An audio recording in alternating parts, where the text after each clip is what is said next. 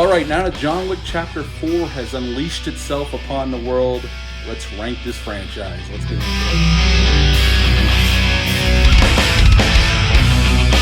Hey, welcome back to my channel. Hope you're all doing well out there. And now with John Wick Chapter 4 out into the world for the masses to enjoy and be in awe of what they pulled off, we're going to rank this franchise. But before we do that, like, comment, and subscribe. Join me here. Great, would appreciate that. And we're just going to get right into it here. At number 4, John Wick Chapter 3, Parabellum.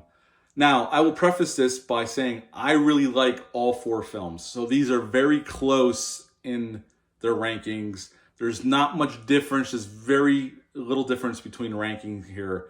But I really like John Wick 3 a lot. I just rewatched it with my son to get him ready to go see John Wick 4 like we did today as I'm recording this, although you won't see this for a few days. But I really like John Wick 3. I really do. But if I had to rank them as we're doing now, this is my fourth favorite in this franchise. It's still a really good film, really good action film, and there's a lot of great action in this film. But at the end of the day, at number 4, John Wick 3. At number 3, the original Little Movie That Could, John Wick from 2014, where this all began. I remember when this came out, I remember the trailers, and sadly, I got sucked into the nonsense with, well, Keanu Reeves, I love Keanu Reeves, always have, but his career was not doing so well. And I remember this in theaters, but I never saw it until it hit video. And me and my wife rented it, and I fell in love. I'm like, oh my God, why did I not go see this in the theaters? And I've loved it ever since. It's a really great, small-scale action film about this tale of this gentleman, this retired hitman, with mad skills that loses his wife. She sends him a dog as a parting gift, kind of someone to grieve with. And these dumb Russian punks kill the dog and bring him back into a life that he had no intentions of returning to unleash his mayhem upon the world once again. And it's a great, contained action film set in New York City.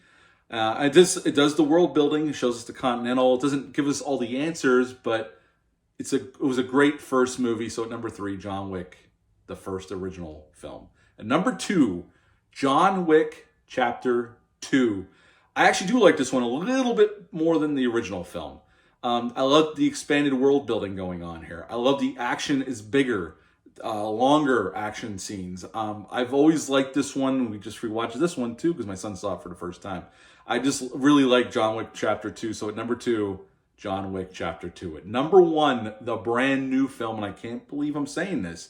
Now, these might change over multiple viewings. I got to see 4 again, but I absolutely was blown away with this film. There was a lot of times during John Wick Chapter 4, which is my number 1, by the way, that I said, holy shit, as I was sitting there in my theater seat. I turned to my wife and go, holy shit, at the action going on screen. I mean, this is the chef's kiss of American action cinema right here.